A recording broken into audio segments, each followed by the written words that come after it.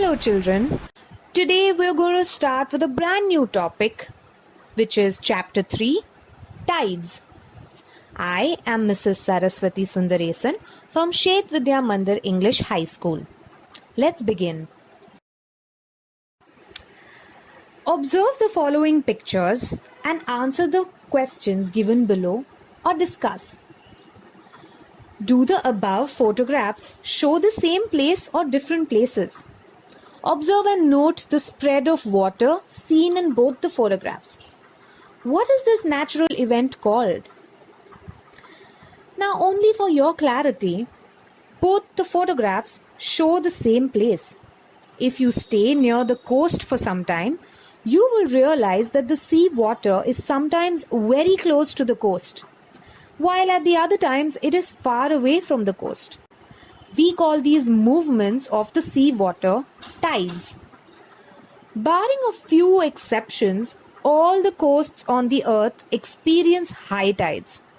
High and low tides are a natural phenomena. Now let's make it simple. Tides are movements of sea water occurring daily and regularly.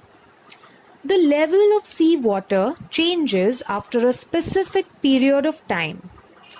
After every 12 hours and 25 minutes, a cycle of high tide and low tide gets completed. This regularly occurring event appears to be quite simple and natural. However, it is directly related to the sun, the moon, and the earth, and the gravitational and centrifugal force that interact between them. Now, what is a centrifugal force? Let me explain with few examples. Keep a small stone or a chalk piece on your notebook and move the notebook from left to right with some force. Take water in a small container which has a handle.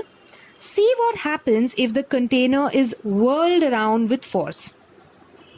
Observe a fan and a slingshot while they are moving. In all of the above activities, the effect of the centrifugal force is visible. The centrifugal force acts in the direction opposite to the gravitational force. Centrifugal means going away from the center. You must have experienced it too.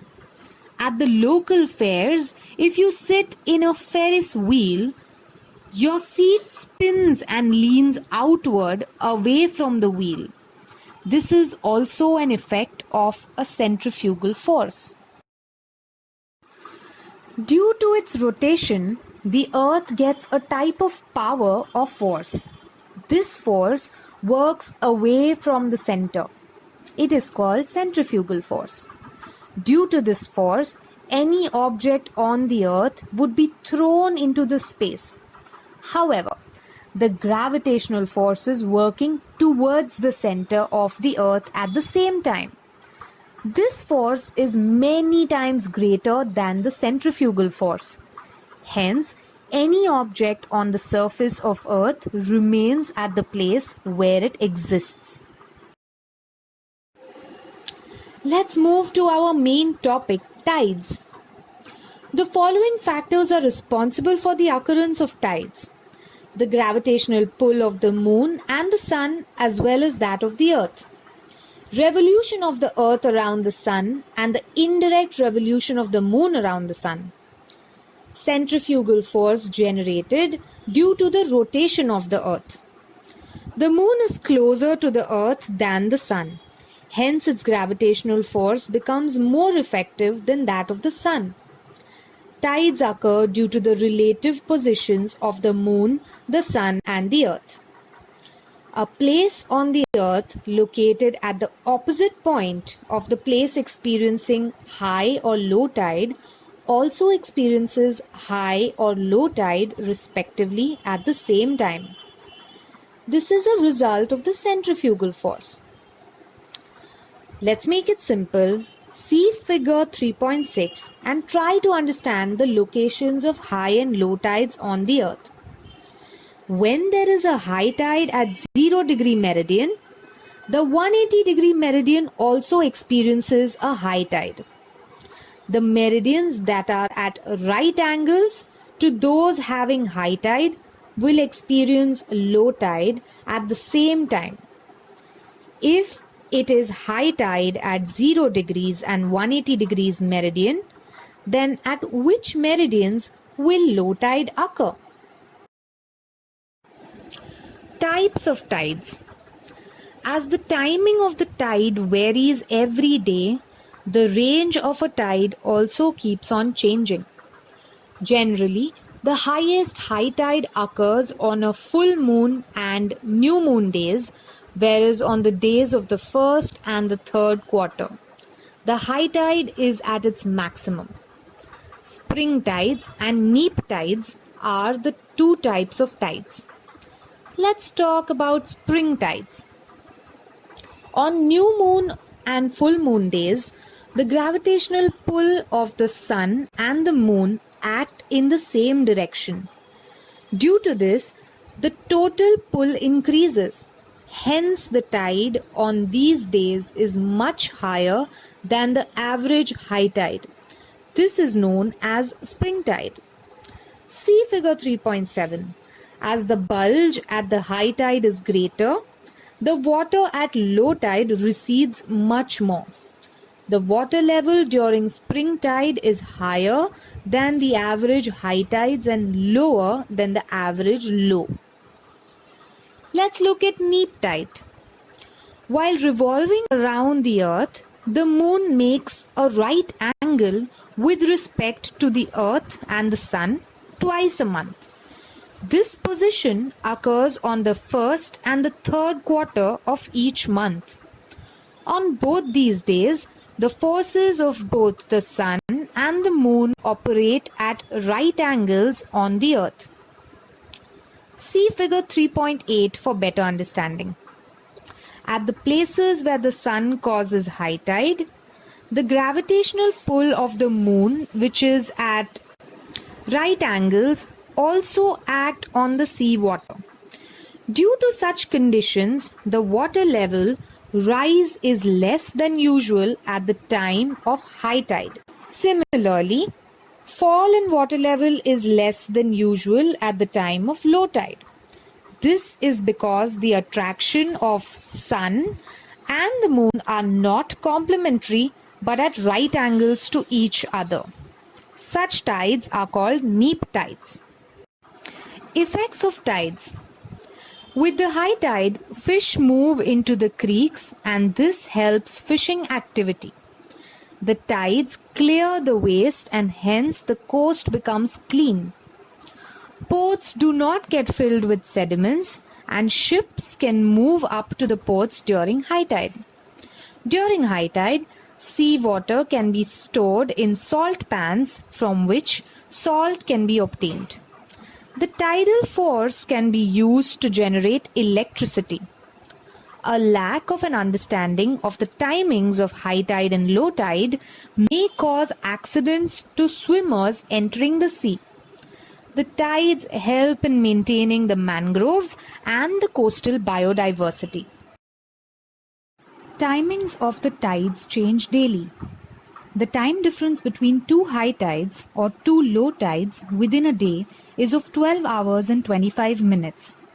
The timings of tides of any particular day are 50 minutes ahead of the timings of tides of its previous day.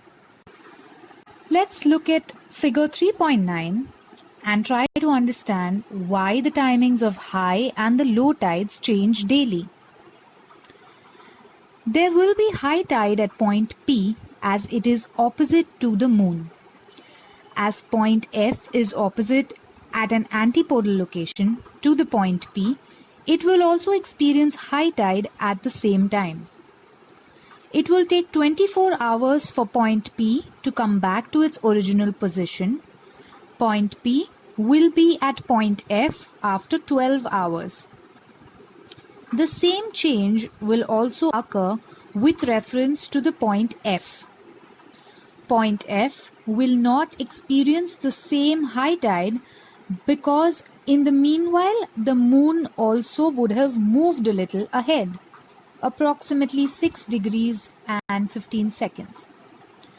Hence, it will take 25 minutes more for the point F to come to the position opposite to the moon. After 12 hours 25 minutes, F will arrive opposite to the moon and it will experience high tide. Point P, opposite to F, will also experience high tide. Later again, after 12 hours and 25 minutes, point P1 will experience high tide as it comes in front of the moon. There will be high tide at F12 as shown in the figure. There is high tide and low tide twice a day, 24 hours generally. The time difference between two high tides is of 12 hours and 25 minutes. Now let's talk about waves and structure of a wave. The seawater gets pushed by the wind and ripples are generated on the water surface. These are called waves. The raised up portion of a wave is called crest and the depressed one is called trough. The vertical distance between a crest and the following trough is called the amplitude of the wave, whereas the distance between two successive crests or troughs is called wavelength. The wavelength, its amplitude, and its velocity depend on the velocity of the wind. Velocity of waves. If we stand at the coast, we feel the waves are coming towards the coast. If a floating object is thrown at a distance in the sea, we find the object moving up and down at the same place. It does not come to the coast. It means the water forming the wave also does not come to the coast. Remember that the water in the wave does not move. What moves is the energy.